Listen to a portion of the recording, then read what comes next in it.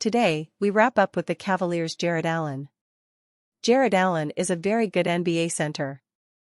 I don't think this is controversial at all, but I think it's important to lead with this because, in the big picture, any NBA team would be lucky to have him.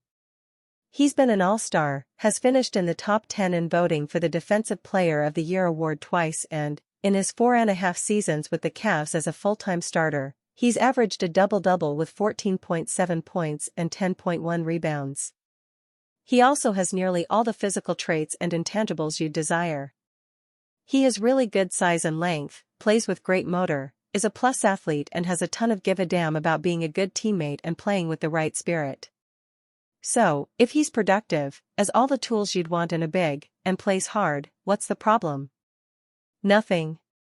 But just because there's nothing wrong with a player doesn't always make him the right player. How would he fit with the Lakers? To be clear, I'm not arguing against Allen as a good, or even great, fit for the Lakers. At least not really. Because all the same positives he's brought to the Cavs over the last 4+ seasons, he would absolutely bring to the Lakers. Strong rim protection? Check.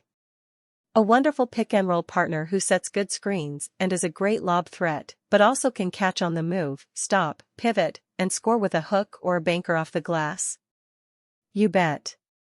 A really good rebounder who can do damage on both backboards? Indeed. Someone who plays with great motor and will run the floor on both ends and never complain about his role? Yes, yes, yes.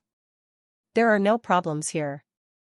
What there are, however, are narrower paths in your stylistic approach to playing on both sides of the ball. Defensively, Allen is mostly limited to playing drop coverage in the pick and roll and is not someone you'd want to deploy onto the perimeter very often. While he will venture out to the arc when required and as part of his rotational responsibility, Allen is much more comfortable in and around the paint to contest shots at the basket. With that, defending stretch bigs who are either popping out after setting screens or spacing out above the arc can be more of a challenge and might require more creative workarounds via pre-switching or by executing early rotations that allow Allen to hang out near the rim. Switching is also less of an option, particularly against the types of offensive players who are equally adept at driving or shooting off the dribble threes.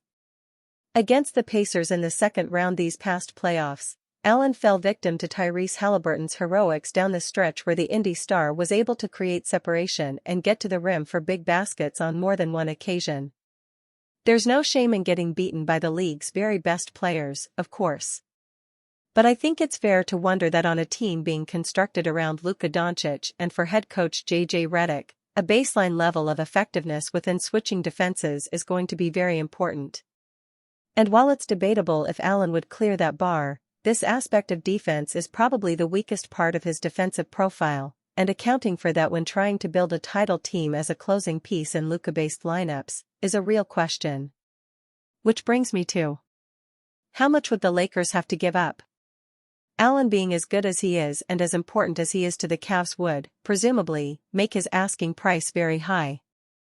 Again, he's made an all-star team and is one of the better bigs in the league with his, somewhat narrow, yet still valuable, skill set. Further, while Allen has a 3-year, $100 million extension kicking in the summer of 2026, this upcoming season, he makes just $20 million, a relatively small number for a mid to high-level starter at just a shade under 13% of the salary cap.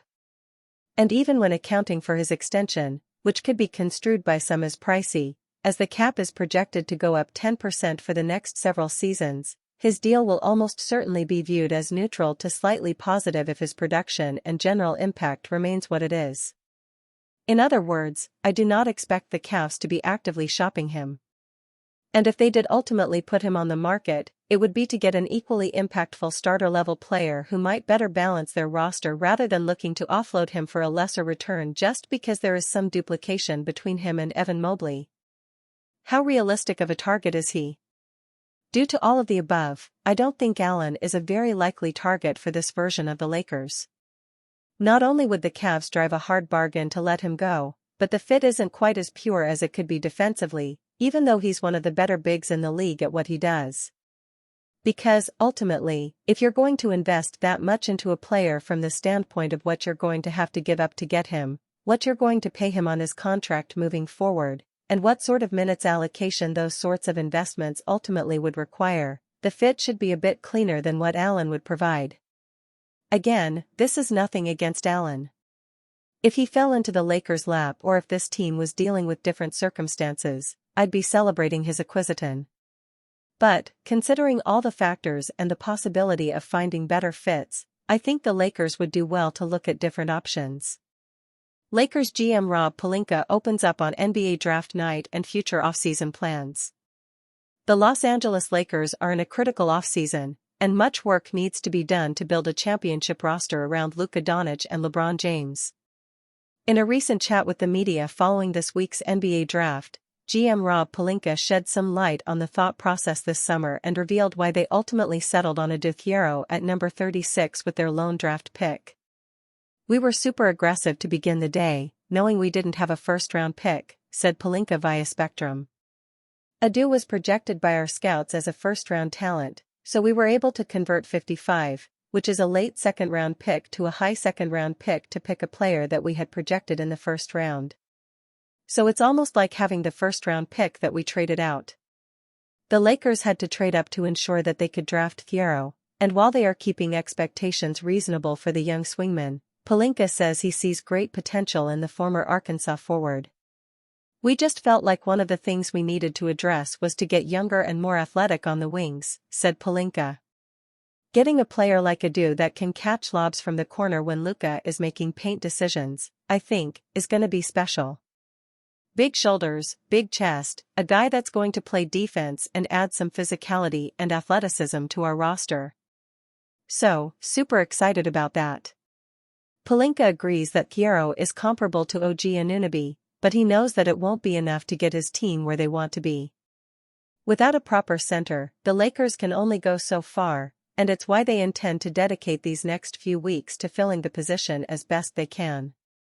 "Coming off the draft, we'll be digging deep in meetings upstairs, just prepping for free agency," Rob said.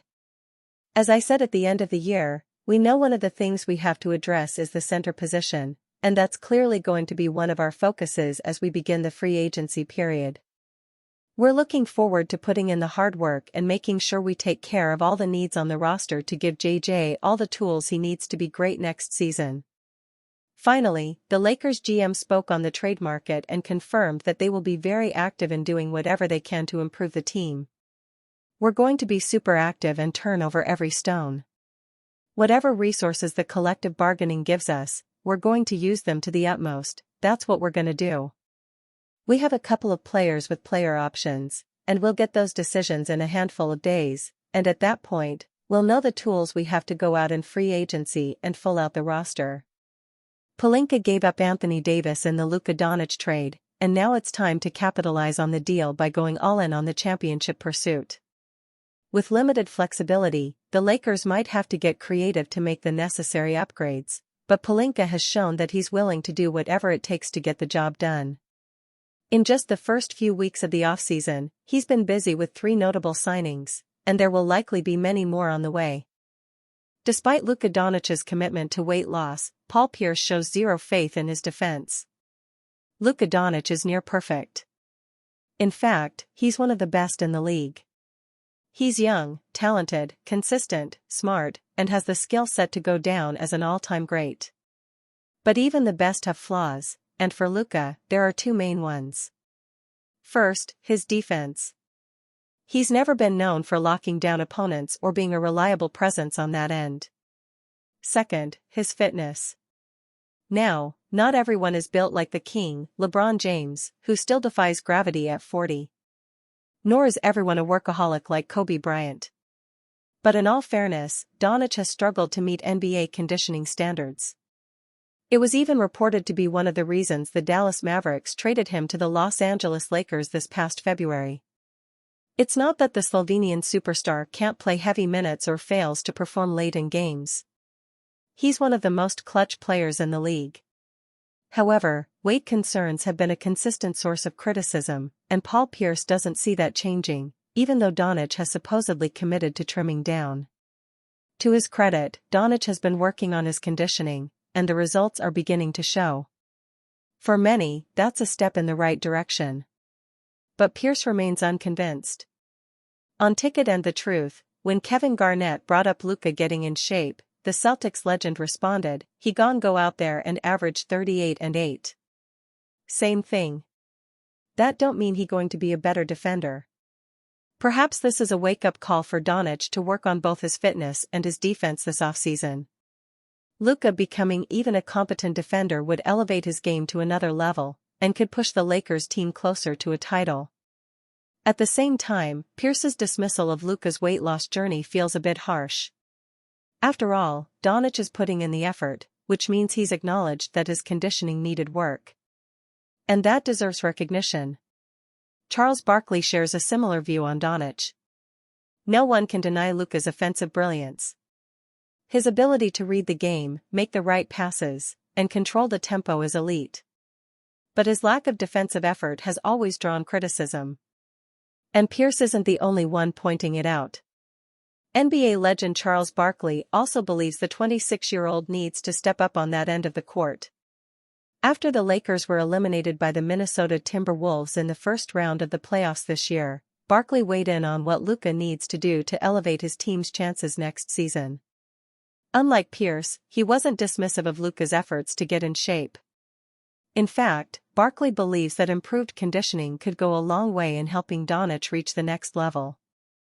And just like the Truth, he also wants the Lakers superstar to work on his defense.